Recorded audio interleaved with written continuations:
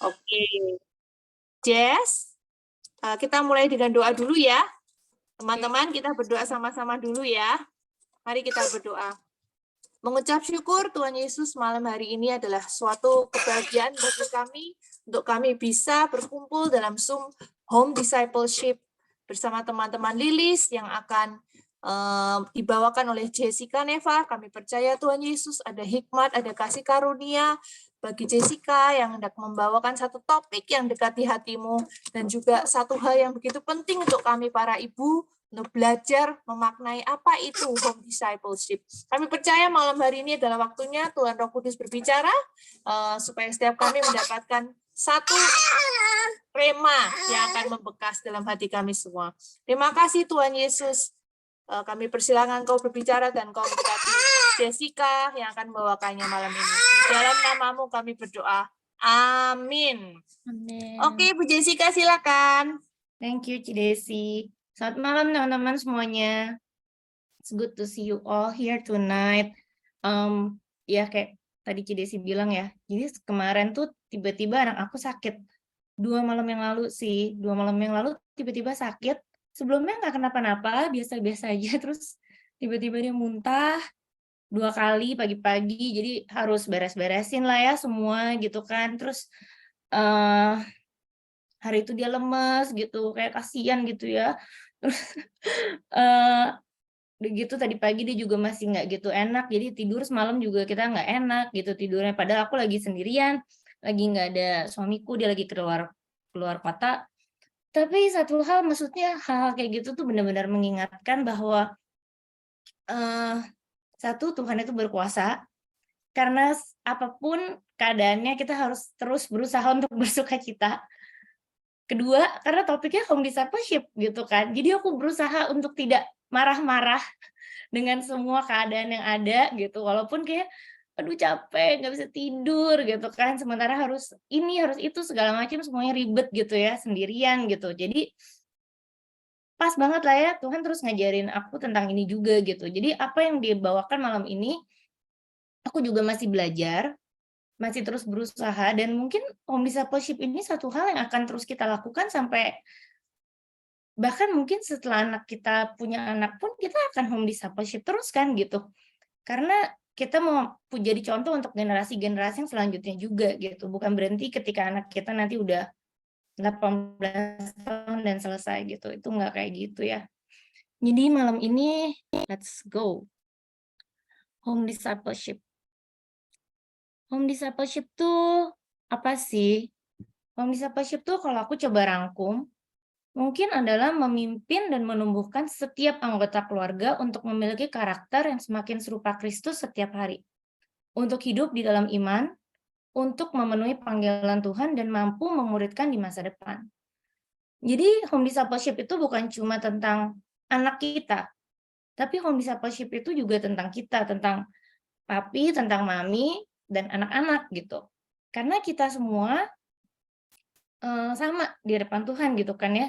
Kita semua mau punya karakter yang semakin serupa Kristus setiap hari gitu. Kita nggak akan pernah jadi sama kayak Kristus, of course kita nggak akan bisa. Kita bukan Kristus, tapi kita mau punya karakter yang semakin serupa Kristus. Dan kita mau hidup di dalam iman. Kita tahu iman kita itu apa. Dan kita mau memenuhi panggilan Tuhan. Setiap dari kita, papi, mami, dan anak-anak, kita semua mau memenuhi panggilan masing-masing dari kita. Dan kita mau anak-anak kita nanti bisa memuridkan lagi di masa depan.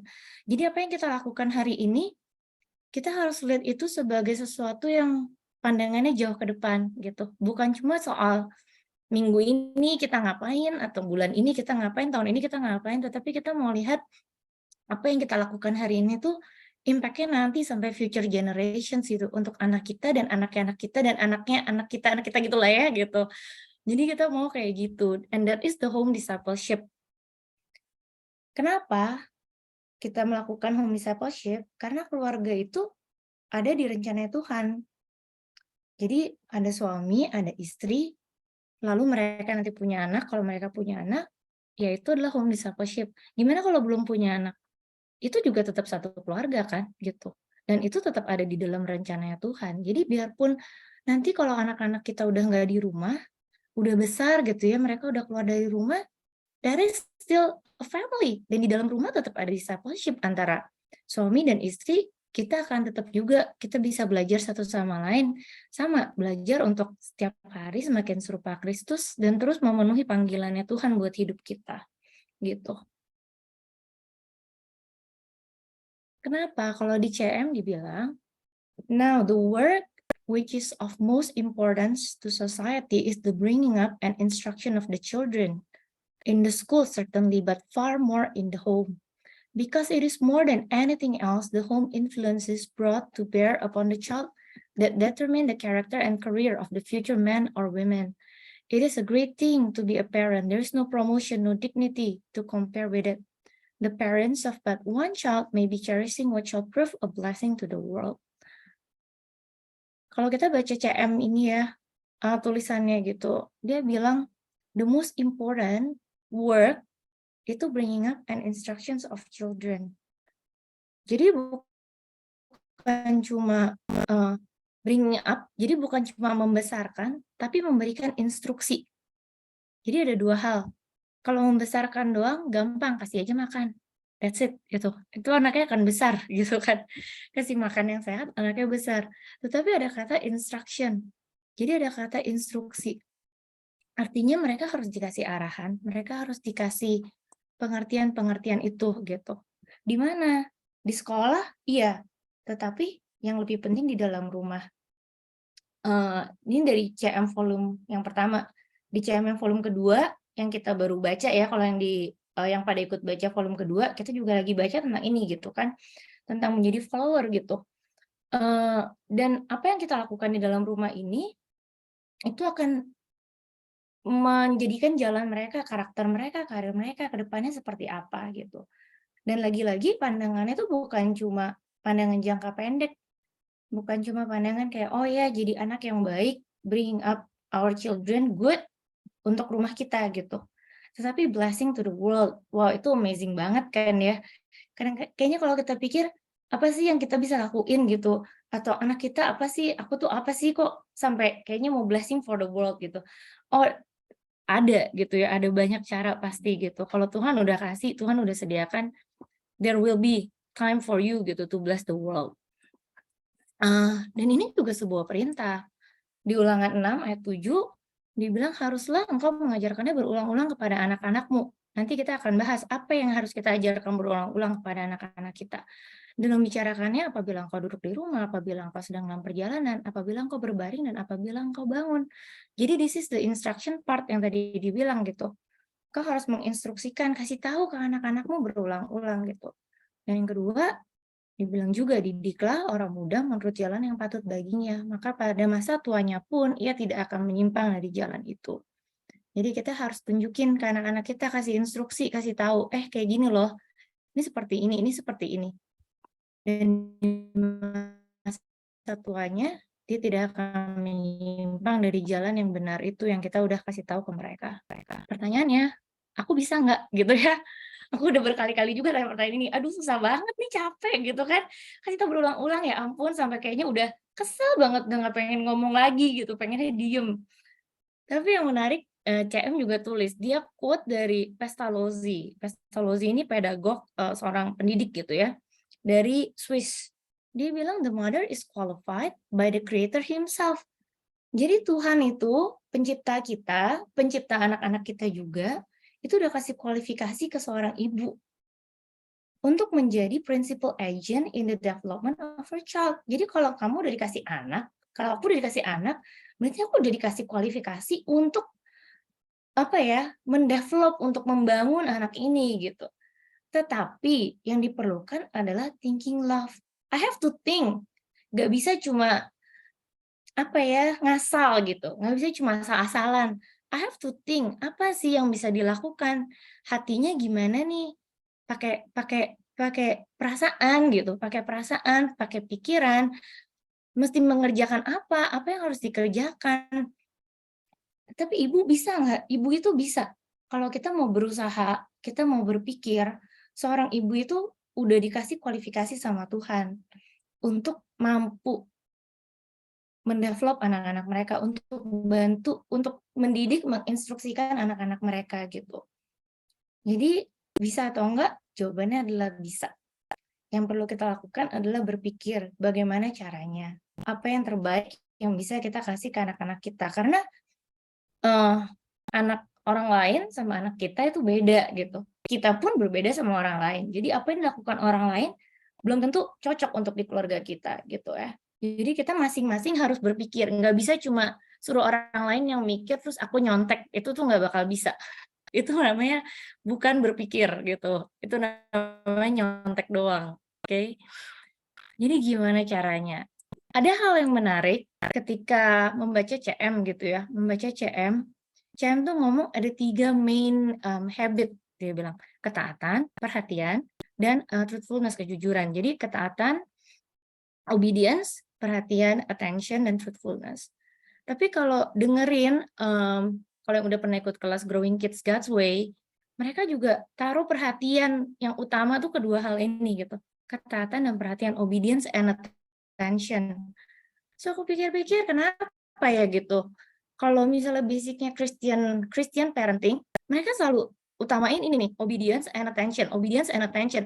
Oke, secara pemikiran I get it. Kenapa orang harus bisa perhatian dulu terus baru bisa obey gitu, baru bisa taat. Tetapi setelah dilihat lebih lanjut gitu ya, sebenarnya mungkin kita bisa gali banyak hal dari ini. Dari Ulangan 6 ayat 4 sampai 5.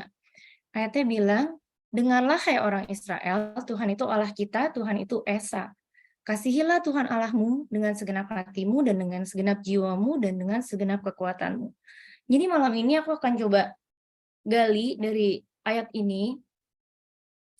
Dan di dalam sini aku rasa ini mencakup benar-benar the main point of home discipleship. Ayatnya simple, kita sering dengar gitu. Tapi kita mau lihat satu persatu, apa yang dimaksud dengan mengasihi Tuhan dengan segenap hati, dan dengan segenap jiwa, dan dengan segenap kekuatan kita, dan gimana kita bisa mengaplikasikan itu ke dalam home discipleship kita. Apa yang bisa kita lakukan? Yang pertama, dengar, hai orang Israel. Kata dengar di dalam bahasa Hebrew-nya, dalam bahasa Ibrani-nya, itu kata Shema, Shema Israel. Yang menarik sebenarnya, di dalam bahasa Ibrani itu nggak ada kata yang terpisah untuk kata obedience. Jadi nggak ada kata obey. Karena Shema itu sebenarnya artinya listen and do. Jadi ketika dibilang, hey Shema Israel, itu artinya engkau dengerin, terus engkau melakukan. Makanya waktu orang Israel berkali-kali gitu ya, mereka sering melanggar perintah Tuhan, suka dibilang, they have ears but they don't listen. Jadi mereka tuh cuma listen tapi they don't do gitu. Jadi ketika aku ngerti ini, Shema itu ternyata artinya juga melakukan, mendengar dan melakukan. Jadi udah benar ya gitu. Di situ tuh ada fokus, karena kita harus dengerin dengan fokus supaya kita bisa melakukan. Ada ketaatan juga. Jadi bukan cuma listen doang, bukan cuma paying attention, tapi ada obedience di dalam situ gitu. Jadi ketika kita disuruh listen, ya udah kita listen gitu. Kita orang tua, we listen to God, anak-anak kita listen to us, dan mereka juga dengerin Tuhan juga. Itu yang harus kita ajarin nomor 1. Listen and do. Shema. Listen and do. You have to pay attention, and then you have to obey. You have to do it gitu. Jadi itu hal pertama in home discipleship yang harus dilakukan adalah mendengarkan dan melakukan. Karena itu juga kata pertama yang dipakai sama Tuhan untuk kasih tahu ke orang Israel. Sebelum dia bilang hal yang lain, dia bilang, hey Israel, listen, Shema gitu. Terus gimana lagi yang kedua? Dia bilang, kasihilah Tuhan Allahmu dengan segenap hatimu, dengan segenap jiwamu, dan dengan segenap kekuatanmu. Kita mau lihat satu-satu. Hati, heart sebenarnya itu akan berbicara tentang membedakan, discernment. Jiwa itu akan berbicara tentang kerajinan, tentang diligence. Dan kekuatan itu akan berbicara tentang kegigihan atau perseverance. Kita akan lihat satu-satu. Yang pertama hati, heart. Ini bahasanya agak-agak membingungkan kalau menurut aku ya. Karena sebenarnya di Indonesia hati, bahasa Inggrisnya tuh kan kita tahu ya, heart itu sebenarnya jantung kalau di bahasa Inggris kan, bukan hati, liver gitu. Jantung sebagai sumber kehidupan gitu yang berdenyut. Di dalam bahasa Ibraninya yang dipakai tuh kata lev, hati. Sekarang kenapa hati itu penting? Itu disebut pertama, kenapa hati itu penting? Kita tahu hati itu tempat kehidupan, dia berdenyut, dia memberikan hidup gitu ya. Jadi kalau dibilang kasihlah Tuhan Allahmu dengan segenap hatimu, artinya dengan hidup. Oke, itu kita ngerti. Tetapi yang menarik, di dalam ancient Hebrew, waktu mereka menulis, waktu ayat ini diberikan gitu ya, waktu firman ini diberikan, mereka tuh nggak punya konsep tentang brain. Jadi orang-orang pada masa itu mereka tuh nggak punya konsep tentang otak. Mereka cuma taunya hati gitu. Mereka taunya hati dan makanya di Alkitab tuh sering dibilang kayak misalnya eh, Daud itu punya desire in his heart to build the house of the Lord, dibilang. Jadi hati itu juga berbicara tentang desire, tentang keinginan-keinginan. Itu datangnya dari hati, dibilang. Terus dari gitu, apalagi ya, hidup. Makanya dibilang di Amsal 4, dia bilang, jagalah hatimu dengan segala kewaspadaan, karena dari situ terpancar kehidupan. Gitu. Itu. Terus ada lagi, dibilang, yang tadi ini, Amsal 3, percayalah kepada Tuhan dengan segenap hatimu, dan jangan bersandar kepada pengertianmu sendiri. Jadi hati itu bukan cuma bicara tentang emosi. Kita kalau ngomong, aduh jangan baperan deh, jangan sakit hati lah gitu, dikit-dikit sakit hati. Itu kesannya emosi doang gitu. Padahal ketika ayat ini diberikan gitu ya, firman ini diberikan, mereka tuh nggak punya konsep tentang pikiran, bukan tentang pikiran, nggak punya konsep tentang otak. Jadi segala sesuatu tuh muncul dari hati. Jadi ketika dibilang kasihilah Tuhan Allahmu dengan segenap hatimu, sebenarnya yang dibilang tuh kasihilah Tuhan Allahmu dengan segenap pikiranmu, itu yang berdenyut itu, dan dengan segala keinginan-keinginan, pilihan-pilihan di dalam hatimu gitu. Kan dibilang heart itu deceitful gitu, di Yeremia atau di manalah gitu, dibilang hati itu suka menipu gitu loh. Jadi semua itu ada di dalam hati gitu. Buat bangsa Ibrani, bangsa Yahudi, hati itu penting banget, itu kayak pusatnya kehidupan gitu. Jadi hati itu isinya tentang pikiran, tentang emosi, tentang fisik manusia, tentang pilihan-pilihan hidup gitu, tentang keinginan-keinginan. Jadi ada wisdom di dalam hati, ada pain di dalam hati, semua itu di dalam hati. Apa maksudnya sekarang buat kita? Ketika dibilang mengasihi Tuhan dengan segenap hatimu, with all your heart, artinya bukan cuma pakai emosi doang. Mengasihi Tuhan tuh bukan cuma pakai perasaan. Tapi mengasihi Tuhan tuh harus dengan pikiran kita juga, dengan knowledge. Kita nggak bisa bilang kayak, kalau anak kita tanya gitu, kenapa aku harus percaya Tuhan Yesus? Oh, karena kalau kita berdoa, kita suka cita. Loh, tapi kenapa Tuhan Yesus gitu? Emangnya kalau orang agama lain nggak punya sukacita? Kayaknya sukacita juga tuh habis berdoa mereka happy gitu kan? Atau kenapa kalau orang bilang, kenapa kamu yakin banget kalau Tuhan Yesus itu hidup gitu misalnya? Ya karena aku merasa di dalam hati kalau itu udah nggak valid guys. Hari gini jawaban kayak gitu tuh udah nggak apa ya, udah susah untuk diterima gitu. Di dunia yang semakin skeptis, di dunia yang semakin berpikir, jawaban-jawaban yang cuma berdasarkan pakai emosi itu akan susah diterima gitu. Dan kita lihat sendiri anak-anak zaman sekarang tuh makin kritis. Entah gimana mereka semakin punya pertanyaan-pertanyaan yang mungkin kita nggak mikir kayaknya sampai aku kuliah, aku baru mikir pertanyaan-pertanyaan kayak gitu ya.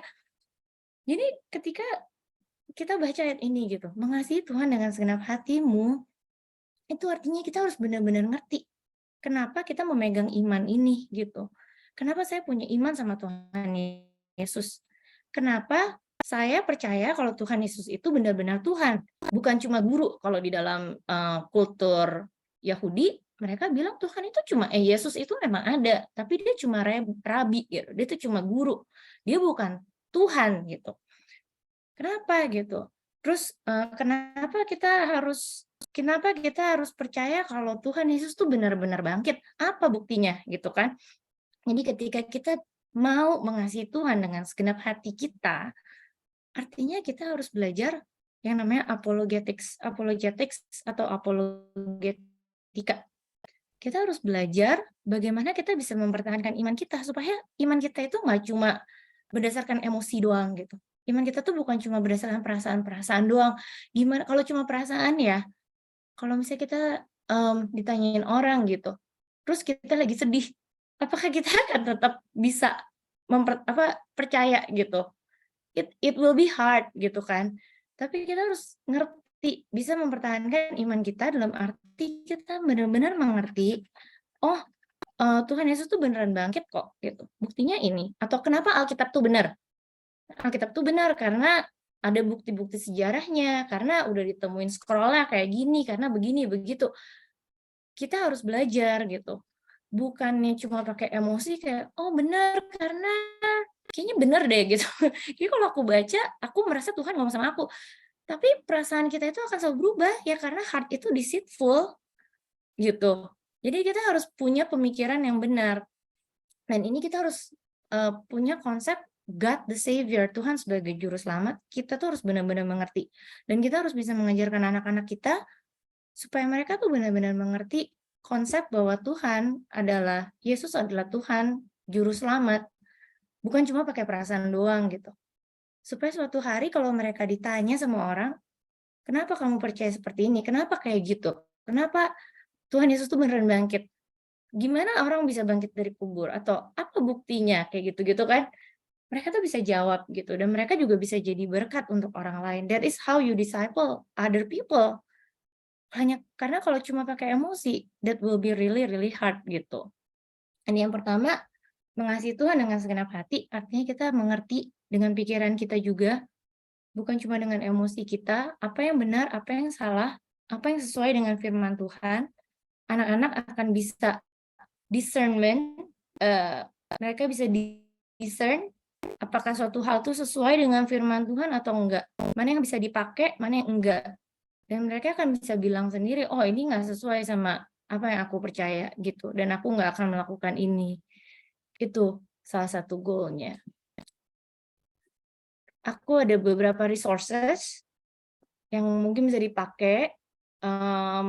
Buku-buku ini bisa dipakai untuk talk to our kids tentang Jesus gitu. Dan kalau buku-buku yang bahasa Indonesia tuh bisa dilihat di IG-nya Apologetika Indonesia. Bentar ya.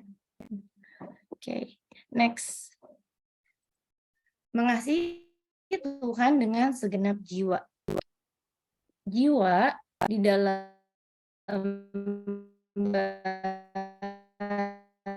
bahasa Hebrew-nya yang dipakai itu nefesh. Nefesh itu sebenarnya artinya throat. Mereka tuh bilang nefeshnya itu dry gitu. Jadi throat-nya itu kering, kerongkongannya itu kering, tenggorokannya itu kering gitu. Tapi sebenarnya nefesh juga berbicara tentang keseluruhan diri kita, tentang tubuh fisik kita. Di nefesh ini jadi mengasihi Tuhan dengan segenap jiwa kita, dengan segenap tubuh kita. Itu kita belajar yang namanya konsep God as the King, Tuhan sebagai raja. Di CM dibilang kayak gitu ya. Jadi anak-anak itu belajar kalau oh saya itu mau melakukan sesuatu karena ini adalah tugas saya gitu. Ada servanthood di situ. Saya melakukan segala sesuatu karena saya mau melakukan hal yang benar. I want versus I will. Saya sebenarnya malas banget nih. Tapi I will do it karena I know that is right gitu. Itu tugas kita home discipleship yang ketiga. Kita harus bisa ngajarin anak-anak kita tentang karakter-karakter yang baik, tentang habit training. Untuk melakukan sesuatu yang against our want, untuk melakukan sesuatu yang nggak sesuai sama sebenarnya keinginan kita, yaitu yang membantu adalah habit, ya kan? Kalau kita contoh baca Bible gitu, teman-teman di sini banyak yang ikut BRG gitu ya. Sebenarnya mungkin ada hari-hari yang aduh capek banget gitu atau sibuk banget nih nggak keburu nih. Tapi karena itu udah jadi habit, ya udah tetap dilakukan kan gitu. Dan itu juga yang mau kita ajarin ke anak-anak kita. Habit untuk makan makanan sehat misalnya, habit untuk ya nggak pilih makanan yang junk food terus-terusan gitu, habit untuk baca Alkitab, untuk journaling, untuk belajar walaupun mungkin untuk latihan musik walaupun lagi nggak mood sebenarnya. Tapi semua itu asalnya dari habit kan gitu. Dan itu yang mau kita ajarin ke anak-anak kita. Dan juga tentang karakter. tubuh itu ngomongin tentang karakter. Karakter seperti apa yang kita mau latih ke mereka, yang kita mau ajarin ke mereka. Kita mau ajarin tentang integritas, kita mau ajarin tentang self control, kita mau ajarin tentang respecting other people. Biarpun aku nggak suka-suka banget sih sama dia, tapi bukan berarti nggak sopan sama orang itu, gitu misalnya. Kita mau ajarin tentang gentleness. Oh, I have to be gentle, karena that is the right thing to do. Walaupun orang ini udah bikin kesel banget, rasanya pengen marah-marah aja gitu. Tapi I have to be gentle with my words. I have to be gentle with my action gitu. Semua itu mengasihi Tuhan dengan jiwa. Ketika kita bisa ajarin bahwa mengasihi Tuhan, Tuhan yang sebagai raja itu butuh yang namanya servanthood. Hal-hal ini yang kita harus ajarin ke mereka gitu. Tentang habit dan tentang karakter. Karena dibilang roh memang penurut tetapi daging lemah. Karena itu kita harus train tubuh kita. Kita harus latih terus punya habit yang baik, punya karakter yang baik supaya kita bisa menang melawan daging kita itu gitu. Dan ini ada beberapa resources juga yang bisa dipakai. Laying Down the Rails dari Simply Charlotte Mason, ini buku tentang karakter. Terus yang God's Wisdom for Little Girls, Little Boys, ini juga tentang karakter, bukunya simple banget. Terus buku IBLP, ini bahannya gratis, ada di internetnya, di webnya. Dia ada 48 karakter gitu kayaknya, jadi bisa 1 bulan 1 karakter gitu kan. Dan yang ini The Square and the Scroll itu tentang servanthood sih sebenarnya, dia tentang servanthood lebih ke boys bukunya gitu. Oke. Next. Oh ya, yang ini juga ada beberapa podcast ya, ada beberapa podcast yang bagus tentang karakter juga di Spotify. Kayaknya Lamplighters gitu namanya, waktu itu ada yang share. Itu bagus juga, bisa didengerin kalau kita lagi nyetir mobil gitu ya, misalnya nganterin les atau apa, kita bisa dengerin bareng-bareng, terus kita bisa diskusi gitu sama anak-anak juga. Dan yang keempat, mengasihi Tuhan dengan segenap kekuatan kita. Mengasihi Tuhan dengan segenap kekuatan kita, kekuatan itu, ini kata yang sangat menarik, karena sebenarnya kalau di dalam bahasa Ibrani-nya, kata yang dipakai adalah ma'ot. Ma'ot itu sebenarnya artinya very, atau muchness, greatly. Jadi kata sebenarnya itu mengasihi Tuhan dengan segenap, dengan very much gitu. Jadi dengan our very, dengan semua yang kita punya. Jadi kata very ini kalau di Alkitab dipakai lagi di Bilangan. Di Bilangan 14 dibilang tanahnya itu ketika 12 pengintai ngelihat tanah, terus mereka balik, mereka laporan, mereka bilang, tanah itu meot good, dia bilang, very very good gitu. Terus kayak Tuhan waktu ciptain manusia, hari ke-6 dia bilang, ini yang kita ciptain ini meot good, very good, dia bilang. Jadi kata meot itu sebenarnya very, tetapi diterjemahkan sebagai kekuatan kalau di bahasa Indonesianya, karena ketika Alkitab itu diterjemahin dari Hebrew ke Greek, mereka pakai kata dunamis yang artinya power. Jadi akhirnya muncul di kata bahasa Inggrisnya sebagai kekuatan, sebagai strength. Tapi sebenarnya katanya itu adalah meot yang artinya very. Jadi sebenarnya ayat itu tadi bilang, kasihlah Tuhan Allahmu dengan segenap hatimu, dengan segenap jiwamu, dan dengan segenap semuanya yang ada gitu, dengan very much gitulah ya, jadi dibilangnya. Artinya apa? Artinya semua yang tadi kita udah lakukan atau kita berusaha untuk lakukan itu, kita harus lakukan dengan lebih lagi. Persoalannya gimana gitu kan? Artinya harus ada kegigihan, harus ada perseverance. Kita nggak bisa gampang menyerah, kita nggak bisa mundur di tengah jalan gitu. Caranya apa? Caranya kita harus mengajarkan atau kita harus mengerti konsep God as the Father dan juga tentang Roh Kudus. Karena kalau cuma God sebagai King, artinya kita serving. Oke. God sebagai Savior, oh ya ada juru selamat, artinya dapat grace terus-terusan. Tapi ketika ada konsep God as the Father, ada Tuhan yang mengasihi kita. Tuhan yang mengasihi kita tuh ketika kita sedih, kita bisa datang ke Tuhan. Ketika kita happy, kita bisa cerita sama Tuhan. Ketika kita kecewa, kita bisa datang ke Tuhan. Jadinya ada Tuhan yang terus ada bersama dengan kita gitu. He is our Father gitu. Artinya kita sebagai orang tua, sebagai mom, dan sebagai papi sebagai sosok ayah, mereka juga harus jadi contoh, ini loh, I am the father gitu. Harus kasih contoh yang baik untuk anak-anak, karena kita mau anak-anak kita kan punya gambaran yang benar kan tentang Allah gitu. Kita tahulah banyak orang yang kesusahan untuk ngerti konsep Tuhan sebagai Bapa, karena mereka nggak lihat contoh punya papi yang baik gitu di dunia. Jadi susah banget terima konsep ini gitu. Masa sih ada Tuhan seperti itu? Jadi tugas kita adalah untuk jadi contoh gambaran Tuhan yang baik gitu. Dan mom itu suka dibilang katanya sebagai Roh Kudus yang membantu, mengingatkan, yang membantu, yang menolong, yang menopang. Dan buat saya personally itu susah banget karena setiap hari ketemu anak-anak kayaknya lebih banyak nggak menolongnya deh, kayaknya lebih banyak nggak menopangnya tuh ke anak-anak gitu ya. Tapi mau belajar terus loh untuk itu gitu, untuk jadi gambaran, sebagai sosok yang menolong, sebagai sosok yang membantu gitu, sebagai sosok yang selalu ada dan mengingatkan terus-menerus tanpa capek gitu. Caranya gimana kalau kita mau punya perseverance? Ya kita harus kembali lagi ke firman Tuhan, kita harus, saat teduh. Untuk anak-anak yang masih kecil, kita bisa bacain cerita-cerita Alkitab. Terus kalau tentang perseverance gitu ya, mungkin cara terbaik itu kalau menurut aku kita dengerin cerita-cerita dari misionaris, baca cerita misionaris, baca cerita tokoh-tokoh Alkitab bukan Alkitab, tokoh-tokoh Kristen zaman dulu, atau orang-orang penulis hymn. Jadi kayak penulis hymn lagu yang It Is Well With My Soul gitu, mungkin teman-teman tahu ya. Dia itu, eee, anak-anaknya 4 orang, anak perempuannya tenggelam di kapal. Jadi dia kehilangan 4 orang anak, setelah itu dia tulis cerita itu.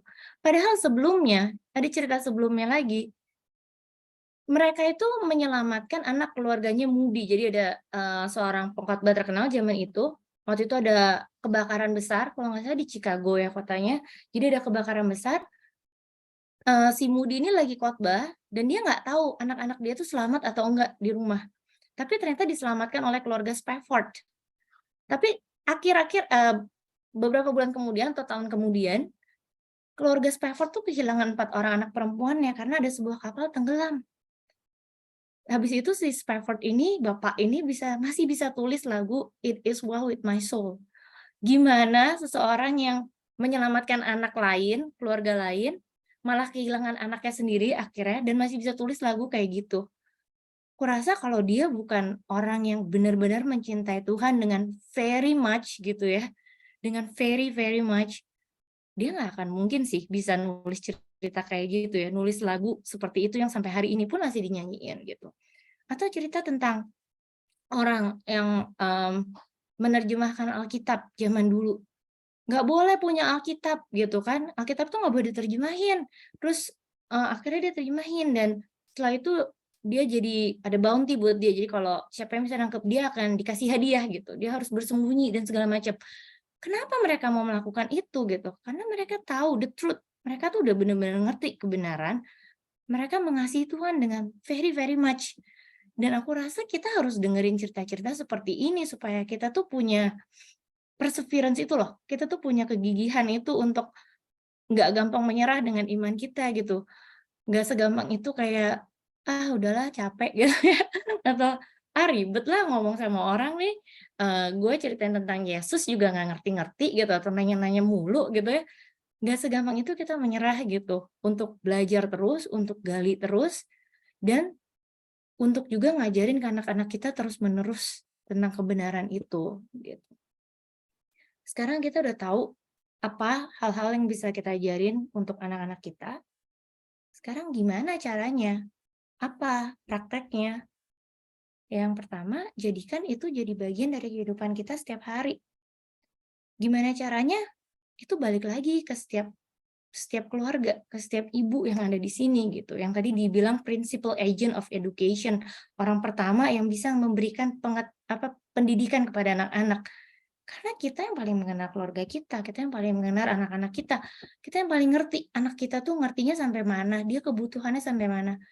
Buku itu ya banyak banget, dan buku itu mau bilang kayak itu buat umur 8 atau itu untuk umur 10, itu untuk umur 3, untuk umur 4. Tapi kalau anakmu memang sudah bisa ngerti gimana?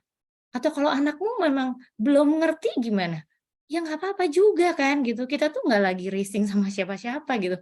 Kita nggak harus ngadu sama orang lain, tetangga, sesama mam di Lilis gitu, "Udah baca sampai mana?" gitu, atau "Udah belajar karakter apa aja?" Nggak usah kayak gitu. Karena setiap kita tuh yang paling ngerti, "Oh, saat ini tuh yang dibutuhkan adalah ini. Ayo kita sama-sama belajar tentang karakter ini," gitu misalnya.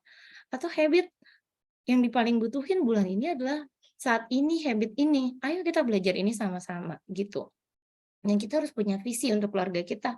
Kita mau apa? Anak-anak kita mau jadi seperti apa? Keluarga kita mau ngapain nih nanti? Gitu.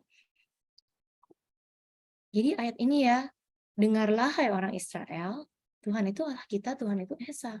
Kasihilah Tuhan Allahmu dengan segenap hatimu, artinya dengan pikiranmu, dengan emosimu, dengan fisikmu, dengan pilihan-pilihan yang engkau buat, dan dengan segenap jiwamu, artinya dengan kerajinanmu, dengan segenap physical being-mu, dengan segenap fisikmu, dan dengan segenap kekuatanmu, dengan very very very very gitu, dengan very much gitu, dengan greatly.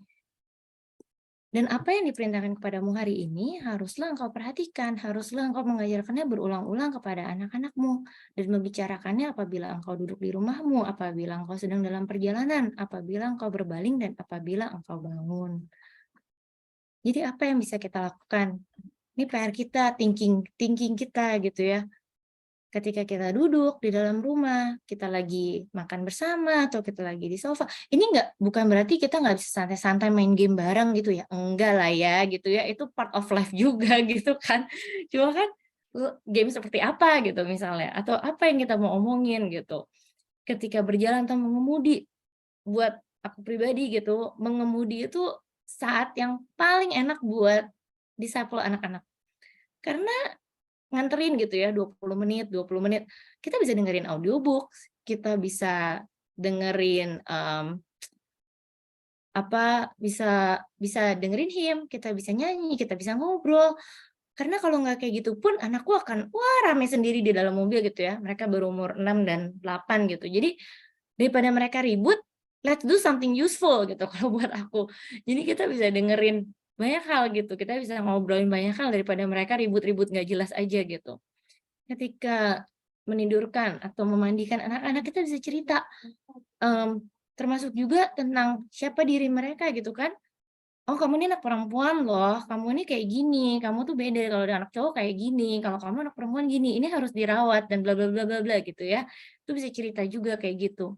Ketika kita tunggu makanan di restoran, mungkin kita bisa baca buku bareng, atau ya cerita gitu ya, ngobrol intentional, apa yang kita mau obrolin sama anak-anak. Ketika bangun tidur, atau apa yang bisa diletakkan di dinding rumah atau di depan pintu. Karena kalau orang Yahudi, mereka tuh ada namanya mezuzah, yang diletakkan di depan pintu rumah dan isinya tuh adalah Shema ini gitu. Ada mezuzah, jadi kalau mau Google gitu ya, mezuzah itu kayak benda kecil, mereka taruh di depan pintu, setiap pintu rumah mereka, bahkan di hotel-hotel gitu kalau di Israel, itu isinya Shema. Jadi tujuannya supaya ketika mereka lihat, mereka tuh ingat tentang ini, kalau engkau tuh harus mengasihi Tuhan Allahmu dengan segenap hatimu dan jiwamu dan akal budimu dan kekuatanmu itu tadi gitu. Jadi apa yang bisa kita lakukan? Itu yang harus kita pikirin untuk masing-masing keluarga kita. Dan akhirnya kita harus ingat aja sih, kita tuh sama-sama pilgrims. Kita semua sama-sama peziarah. Kita semua sama-sama lagi berjalan gitu untuk semakin serupa sama Kristus setiap harinya gitu. Dan kita harus punya grace untuk diri kita juga.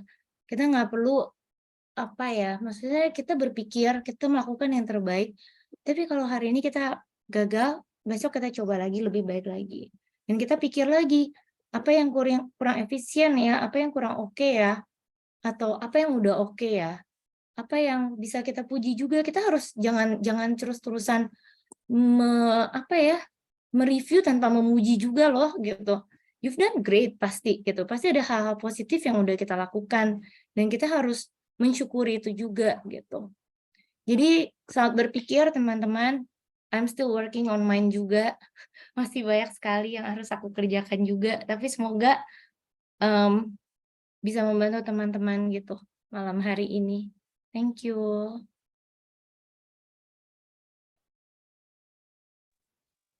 Ada yang Oh, thank you Jessica. thank you, Ci. Sharingnya.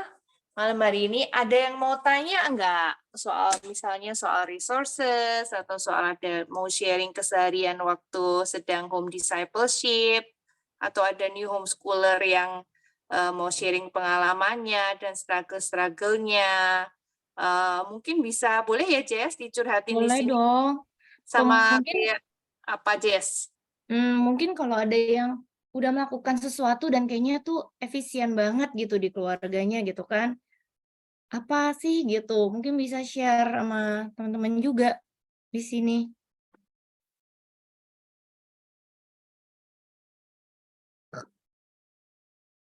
Ya, mungkin kalau ada yang udah melakukan sesuatu di rumahnya dan wow, it works for us gitu, kayak misalnya gitu. Jadi apa sih? Boleh share?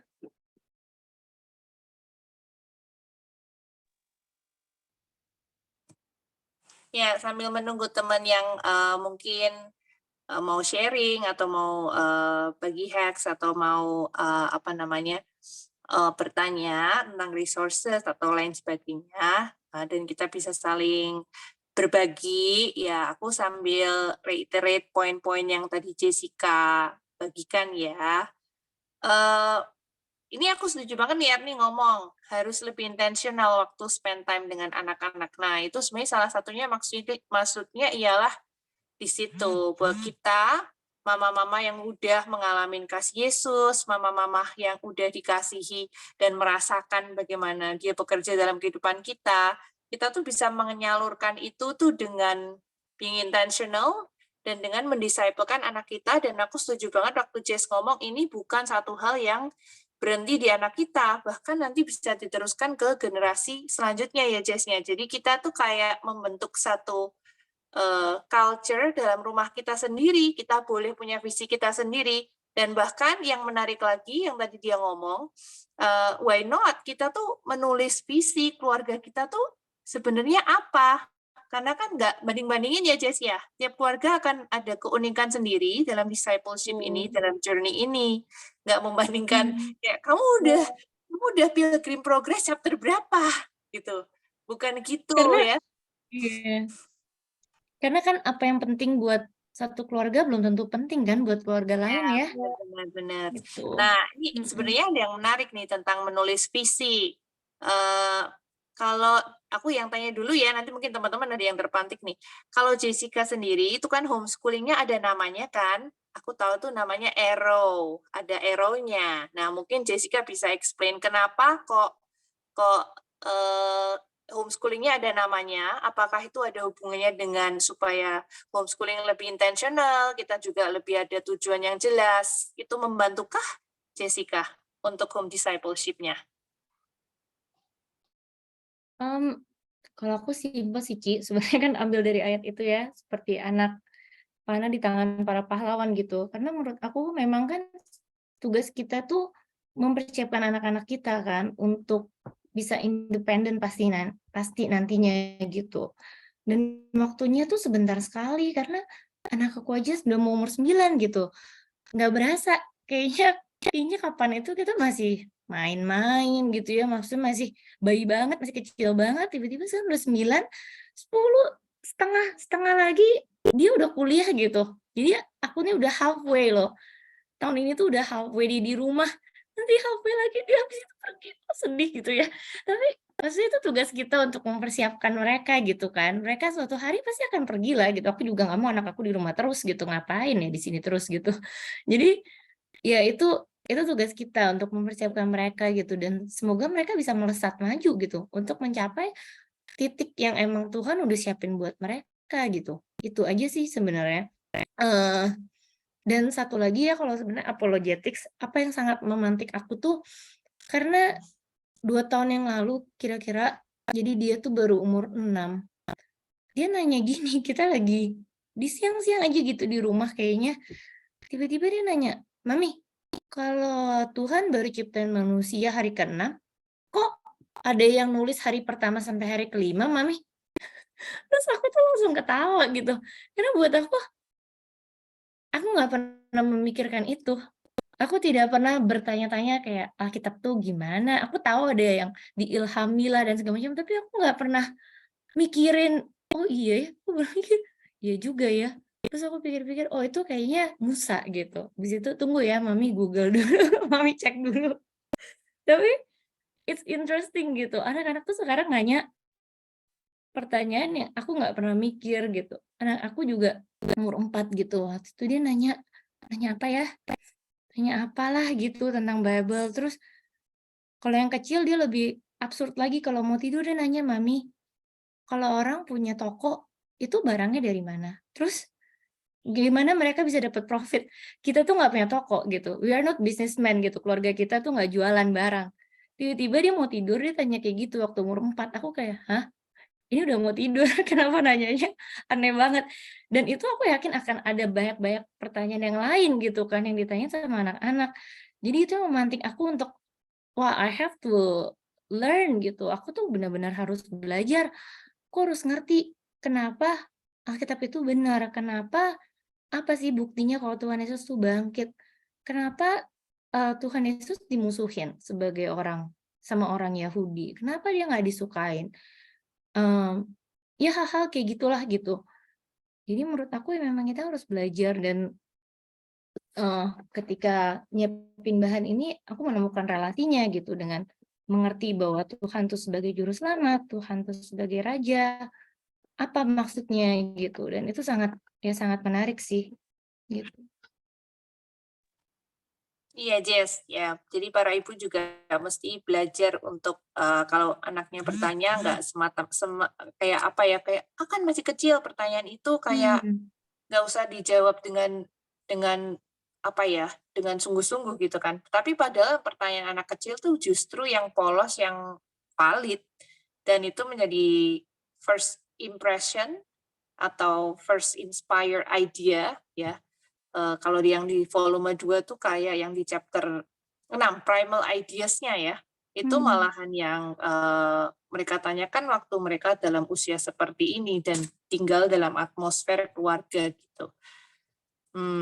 Oke, ada nggak teman-teman lain yang mau, kasih komentar atau mau cerita sesuatu?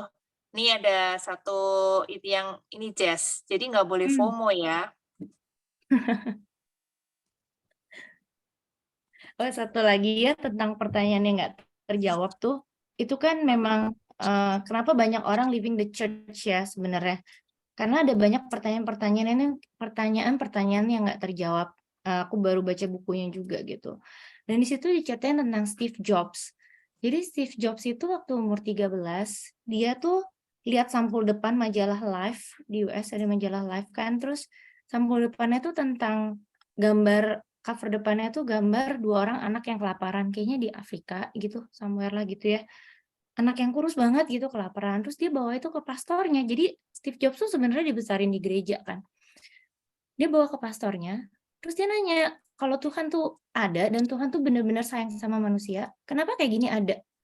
Terus dia jawabnya cuma kayak gini, pastornya katanya jawabnya, "Oh, ada hal-hal yang emang kita tuh nggak bisa mengerti gitu, dan kamu tuh masih terlalu muda untuk mengerti." Dan sejak hari itu dia nggak mau lagi ke gereja, dan akhirnya dia jadi atheist all his life gitu. Jadi ketika baca itu, kita nggak boleh meremehkan yang kayak tadi Ci Desi bilang gitu, kita tuh nggak boleh meremehkan pertanyaan yang, "Ah, kamu masih kecil." Karena sebenarnya ketika anak itu tanya ya, berarti dia tuh sebenarnya pengen banget tahu jawabannya kan, bener ya?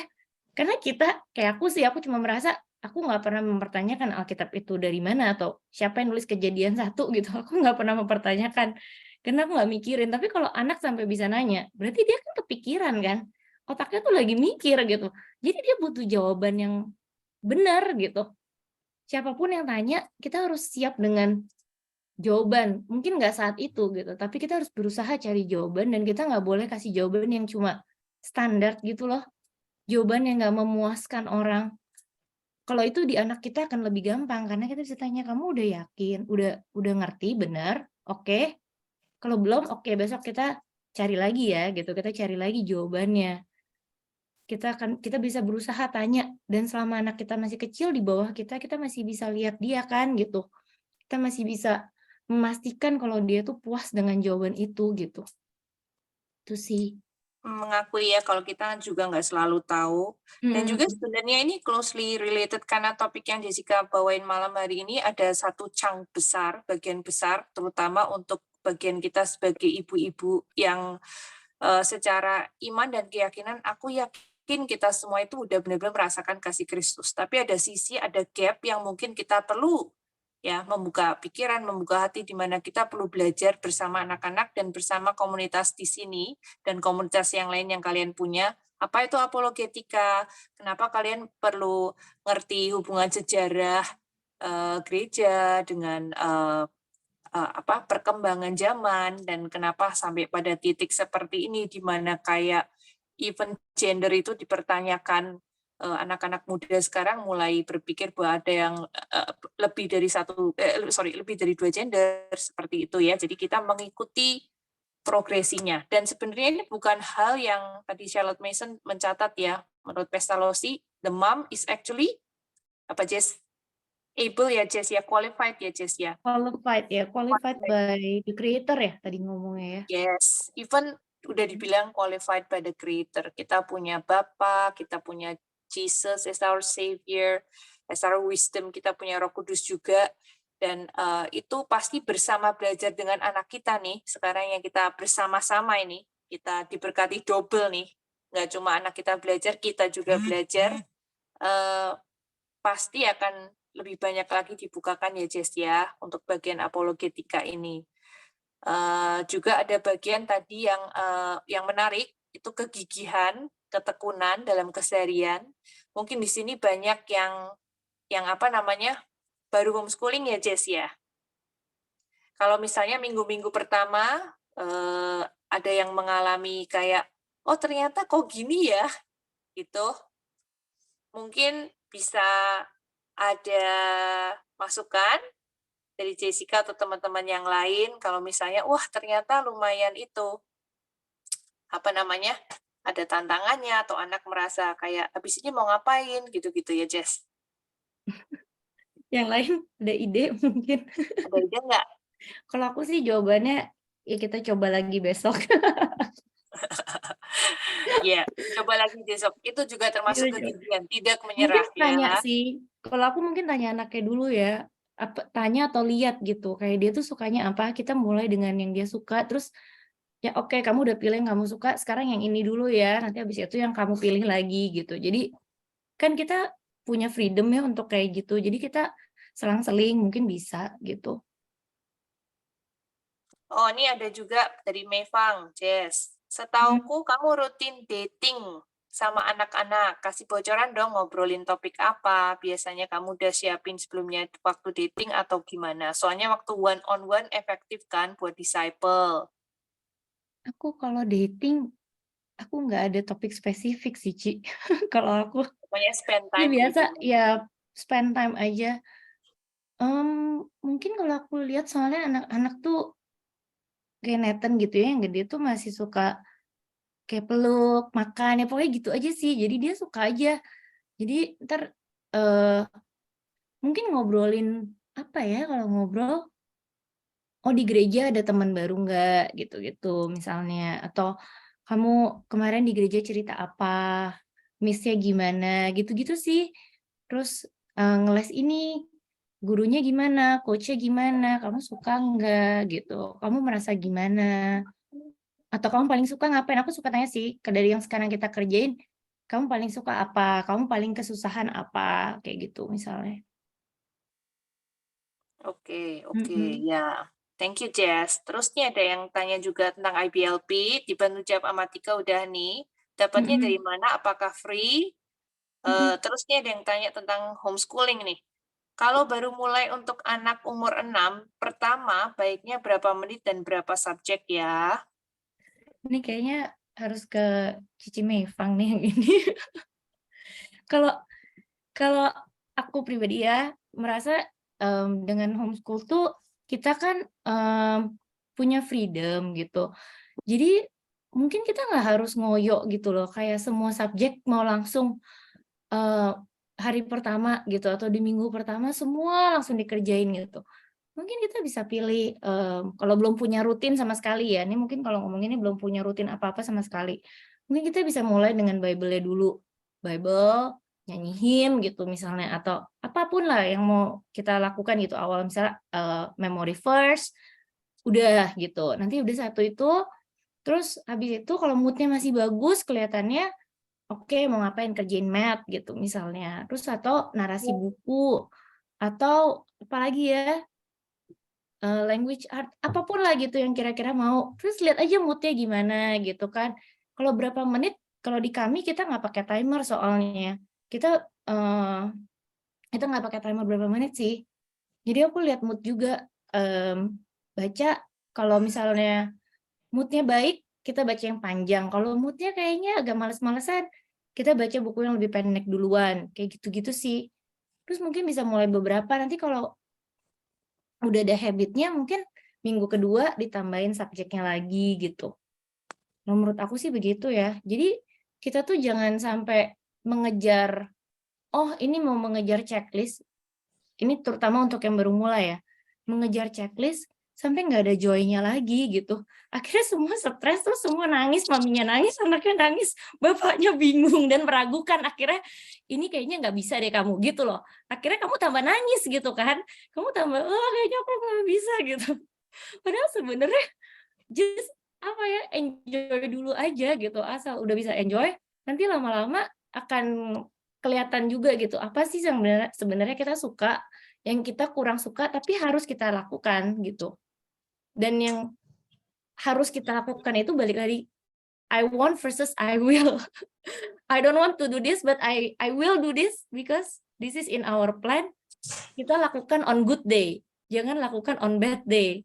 Jadi kalau ada good day, pagi-pagi mood-nya bagus, habis Bible kita lakukan dulu yang kita kurang suka. Gitu. Kalau aku sih gitu ya. Kalau yang lain mungkin ada caranya lagi. Mungkin ada yang mau sharing? Dian, Ika, boleh kalau ada yang mau di-sharingin atau teman-teman yang lain yang udah homeschooling lumayan lama. Oh, ini ada Sasha nih ya. Sasha mau cerita nih.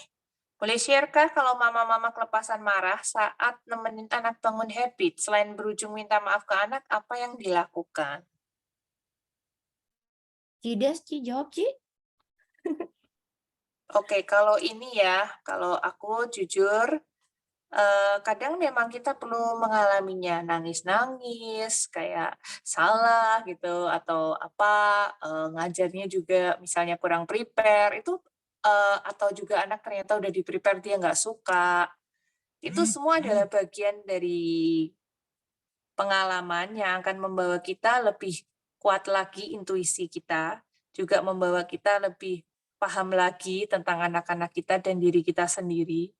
Juga sambil kan kita belajar Charlotte Mason juga kan sama-sama, belajar lagi aplikasinya sebenarnya yang klik dengan keluarga kita tuh seperti apa. Nah, karena kita kemarin juga udah belajar tentang, Mother Grow, ini adalah part Mother Culture itu adalah ini adalah bagiannya. Kalau Sasha misalnya marah-marah, aku juga kayak gitu sih sebenarnya ya. Terus tapi kita caught ourselves in the middle, right?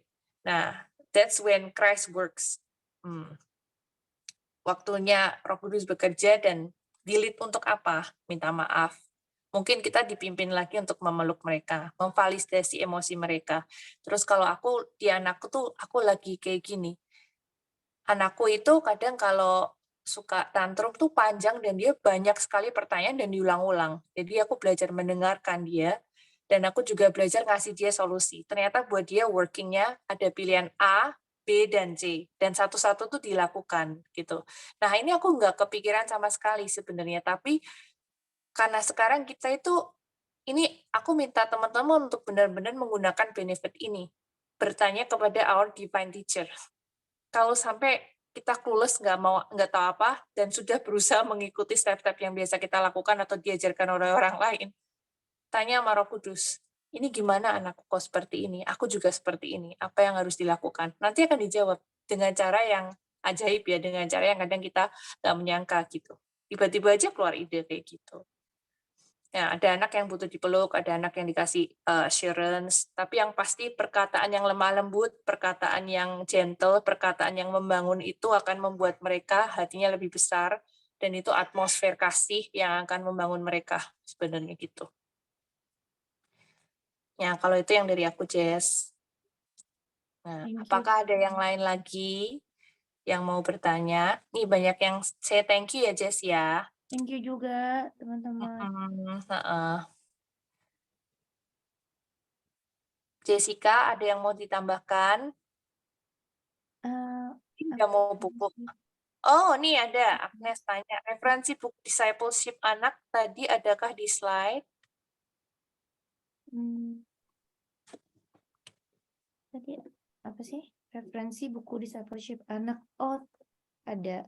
Oke. Tadi ada banyak discipleship-nya. Jessica tadi kayaknya ada beberapa topik ya yang mungkin bisa dilakukan keseharian, kayak topik-topik bacaan cerita Alkitab atau devotion atau buku-buku yang mengajarkan karakter ya, Jess ya. Tadi ada Nes. Nanti waktu di-share Oh, slide-nya mungkin bisa dicek lagi. Slide-ku agak error nih, nggak bisa di-scroll. Ya, nggak Sorry. apa-apa, ntar di-sharing ya.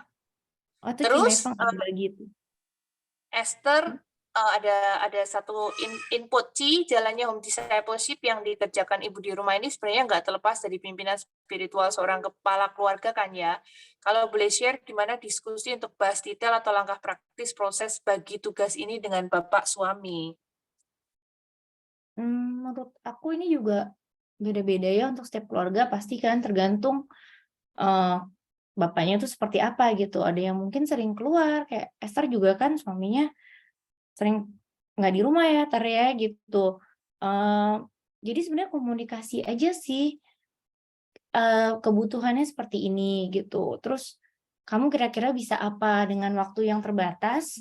Karena bapak-bapak biasa waktunya lebih terbatas karena di dalam rumah gitu. Dengan waktu yang terbatas ini kira-kira bisa ngapain? Mungkin bisa ngajari nyanyi kalau bapaknya jago main gitar gitu, misalnya atau jago main musik, mungkin bisa nyanyi himnenya sama bapaknya gitu, atau baca Alkitab kalau pagi, atau berdoa setiap malam itu pasti sebelum tidur, biarpun misalnya pergi di luar kota, tapi kita video call kayak gitu-gitu. Itu sebenarnya udah kasih spiritual guidance kan ya, seperti itu ya. Atau kalau yang bapaknya waktunya lebih banyak, mungkin dia yang bisa ajarin tentang karakter. Aku tahu ada keluarga yang kayak gitu. Jadi macam-macam sih sebenarnya. Di share aja dengan suaminya, kita mau ngerjain kayak gini, aku kepikiran kita bisa seperti ini, mungkin kamu bisa bagian yang ini ya, gitu. Aku yang ini, kamu yang ini, gitu. Dikomunikasikan aja dengan pasangannya masing-masing.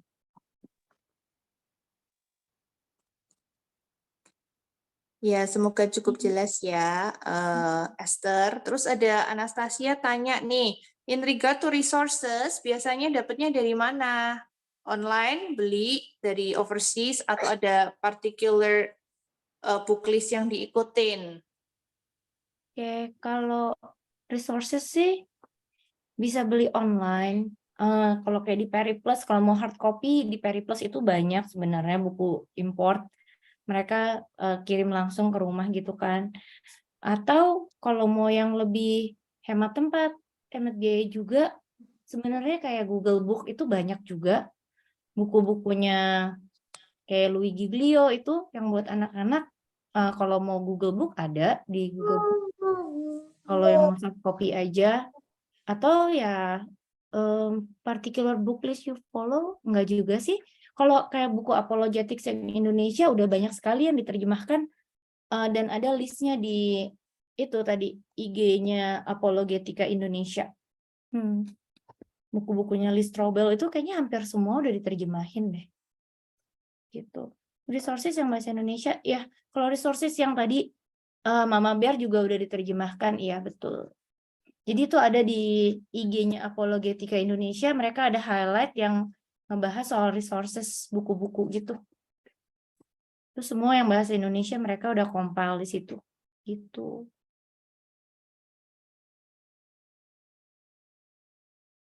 Iya, dan pastinya nanti kalau kita udah kebentuk Thinking Love, kita akan ada satu wadah untuk kita saling berbagi. Kadang kita kayak bareng-bareng beli bukunya gitu kan. Jadi saling sharing, kalau misalnya dari resources apa, pasti itu biasanya saling sharing kita dan saling berbagi yang bagus-bagus, yang berguna yang kita pakai ya. Jadi komunitas itu benar-benar satu bagian yang tak terpisahkan dari journey kita, teman-teman. Oke, ini Mevang juga kasih masukan tentang jadwal. Biasanya kalau lewat jadwalnya PUS, jadwalnya yang di Charlotte Mason itu kelas 1 sampai kelas 3 kurang lebih 2,5 jam. Tapi dia setuju dengan Jessica kalau butuh hikmat nggak bisa dipatok sama, yang penting ada sukacita, ada joy ya. Mevang juga mulai sejam sehari buat anaknya yang berumur 6 tahun. Nah, terus kalau ini ada pertanyaan nih, kalau ada yang umur 2 tahun mau ikutan kokonya 5 tahun homeschooling, bagaimana ngatur dan bagi waktunya buat mereka berdua ya, kalau cuma 1 sampai 1,5 jam? Ini pertanyaan untuk multiple age children. Jessica sama Mevang mungkin ada yang mau bantu jawab?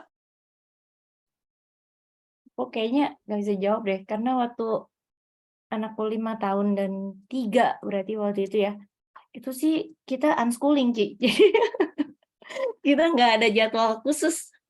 Jadi aku tidak ada. Aku bantu jawab deh. Nah, Ya, Dian Ya, lebih silakan cocok. Dian.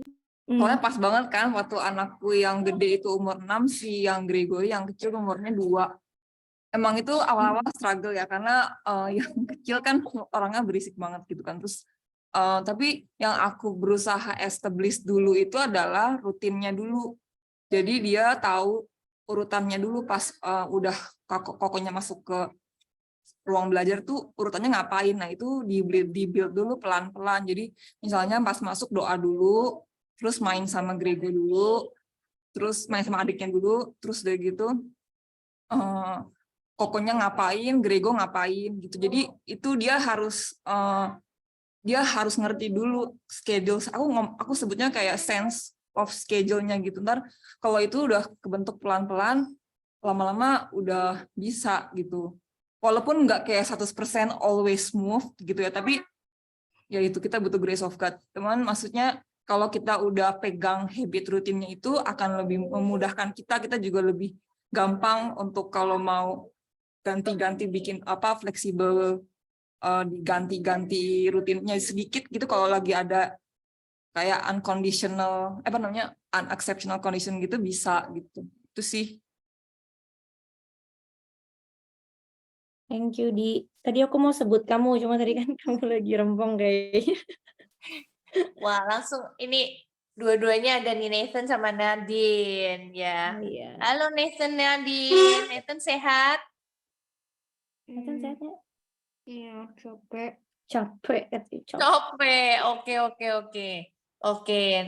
Nathan udah capek. Nanti nggak apa-apa deh, nanti resources apa yang ada yang kita punya, ntar kita bagi ya di grup kita bagi ya. Oke. Kalau misalnya nggak ada tambahan dan pertanyaan lagi, kita akan tutup ya Zoom malam hari ini. Ibu Ika. Boleh ini nggak, Jess, apa namanya, Ya. Foto. buat Iya, dokumentasi. Please. Silakan, siapa nih, Dian atau Ika atau Jessica yang mau foto? Ika lagi bisa nggak, Kak? Aku ikut foto nggak? Aku belum ganti ke laptop, I'm sorry. Gak bisa. Udah aku coba ya. Mudah-mudahan aku nggak gagal. Silakan semuanya boleh nyalain kameranya dulu. Jangan chat dulu kali ya. Jangan Iya, chat dan dulu supaya jangan chat nggak dulu ketutupan. biar nggak ketutupan itunya.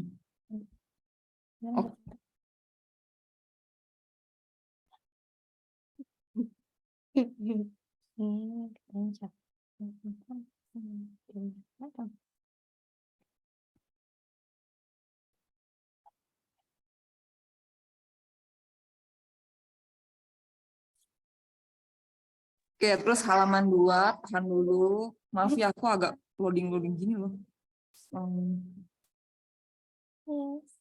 Terus di background-nya ada, pixelnya ada suara anakku ya, kayaknya. Halaman ketiga.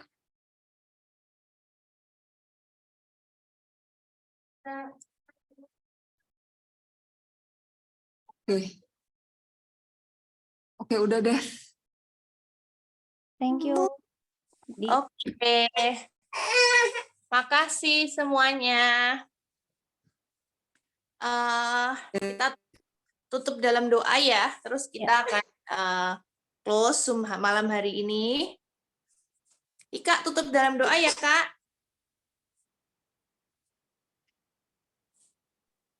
Oke, mari kita berdoa ya. Maaf saya belum bisa nyalain kameranya. Ya, mari kita berdoa. Tuhan Yesus yang baik, kami mengucap syukur sekali untuk malam hari ini. Terima kasih untuk pesan yang telah Kau sampaikan kepada kami semuanya melalui Jess.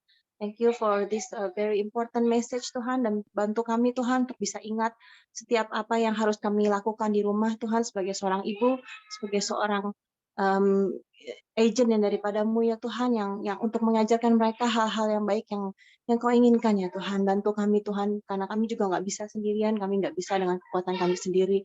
We need you Lord, and really thank you for this community, thank you for this message, thank you for the Zoom tonight, and kami semua mau tidur, mau kembali ke keluarga kami masing-masing, minta penyertaan-Mu untuk malam hari ini. Thank you Jesus, in your name we pray, amen.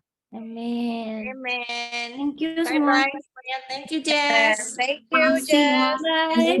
Bye-bye. Makasih. Ya, Hai semangat. semua. Terima kasih.